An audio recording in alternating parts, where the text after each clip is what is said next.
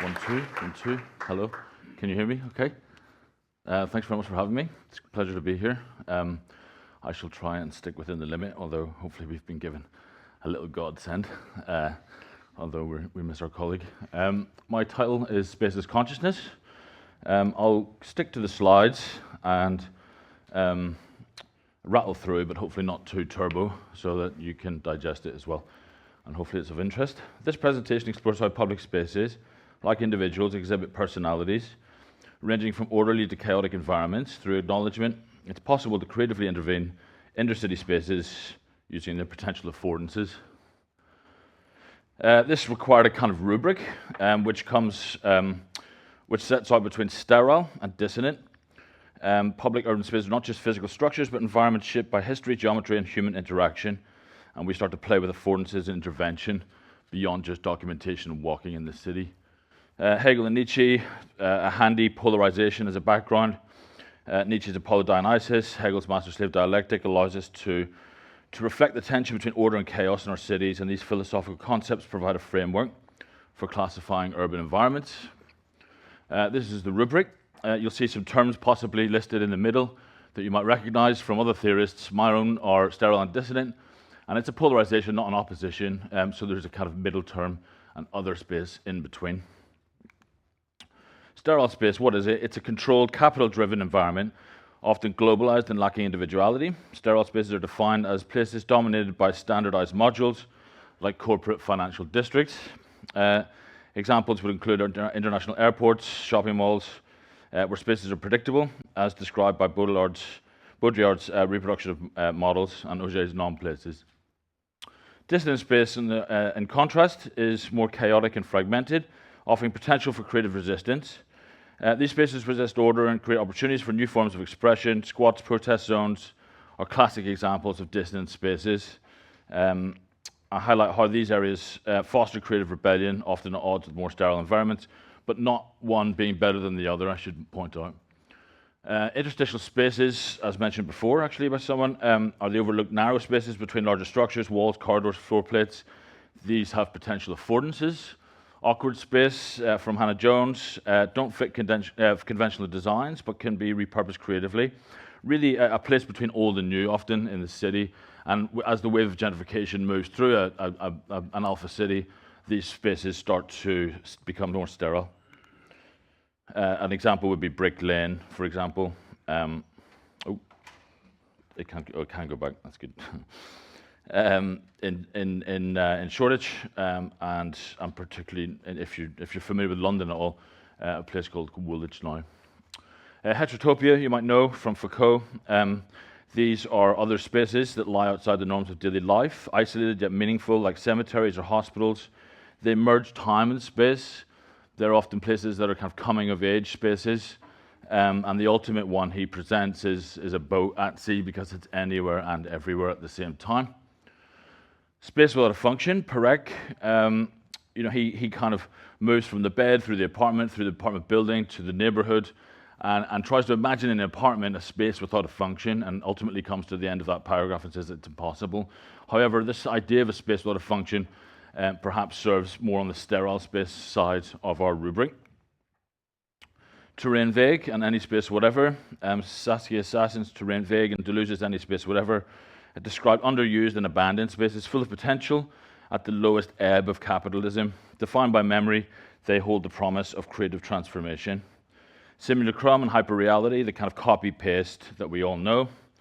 And affordances. Affordances are a theory from J.J. Gibson, an ecological psychologist, who proposed that that chair can afford the agent the activity of sitting on it, but what else can it afford? And I'm proposing that spaces, city spaces, publicly accessible spaces, have affordances that might be operating quite a low percentage, and we can try and intervene and up that percentage.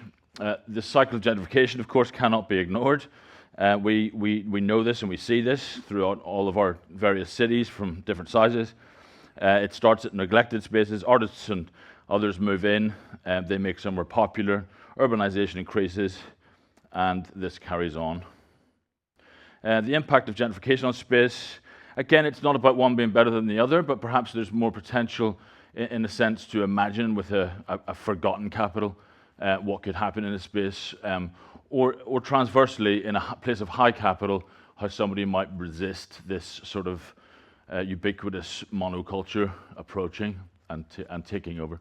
Artistic inventions reveal hidden affordances of urban spaces. I'm arguing that art collides with the history and the action of spaces, creating new meanings, and the consciousness happens within the acknowledgement of the artist or the intervener beyond just walking in the city. Case study one, this was, I would suggest, a heterotopia. There's water involved. It was in Dublin.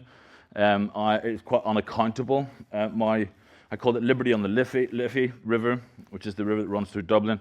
I floated a replica of the Liberty Hall building, which used to be the tallest building in Ireland. Very classical modern building, quite beautiful. And I engaged the public to question its potential demolition.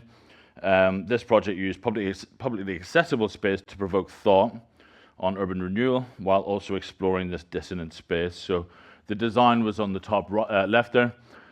Built this thing, floated it on the river, I should say without permission, although we were quite careful. And two very helpful Dublin locals helped me, friends, to guide this thing up the river. We attached it to O'Connell Street Bridge, quite a famous bridge, if anyone knows Irish history. And I stood there a little bit like the preacher in the street, and that's Liberty Hall behind.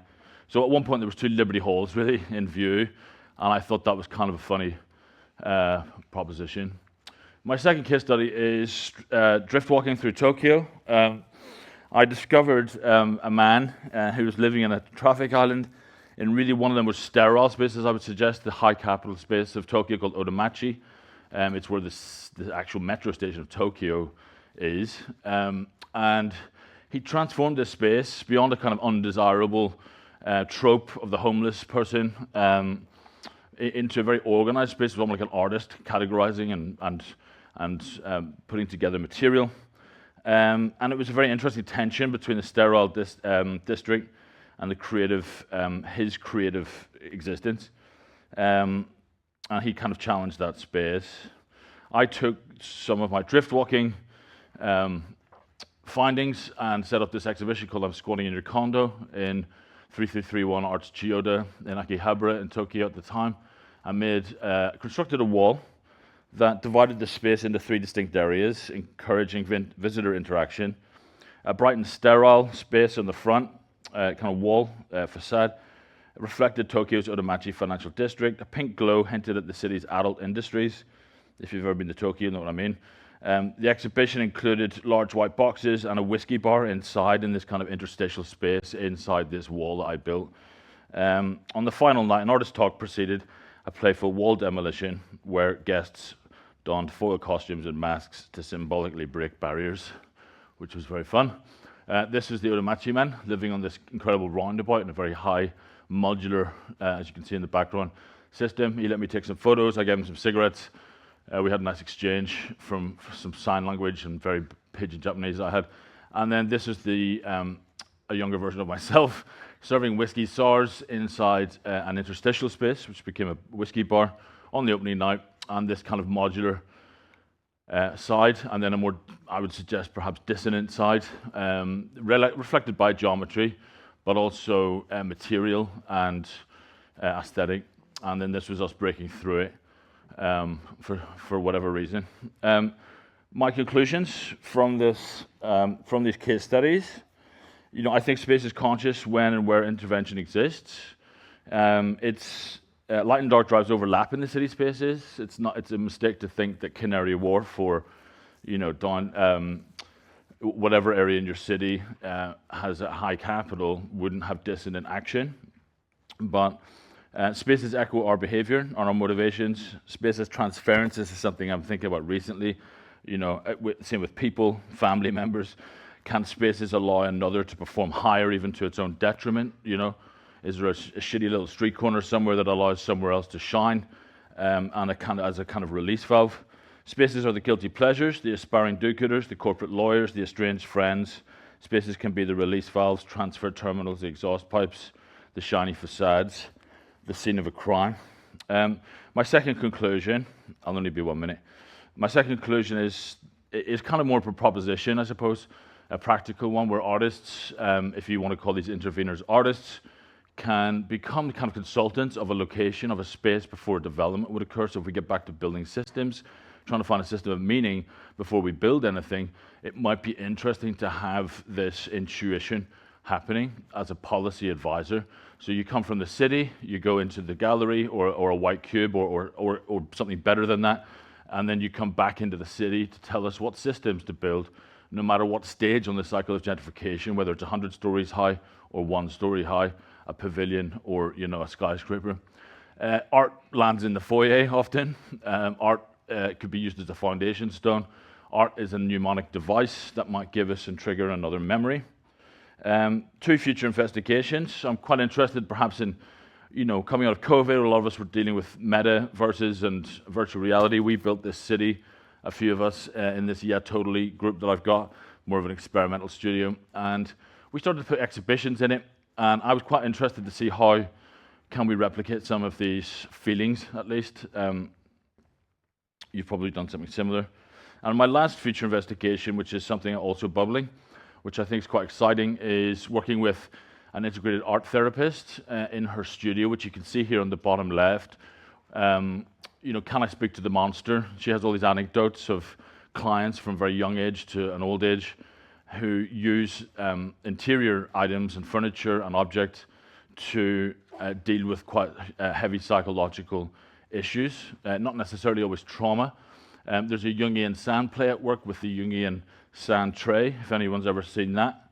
Does this work? Yeah. So there's the sand tray, often with water and sand. It's a very precise set of dimensions. It's a very, very, very powerful tool. And yeah, I'm kind of interested to see what interior affordances can be at work with specialized designed environments in a sort of more internal realm. Thank you very much.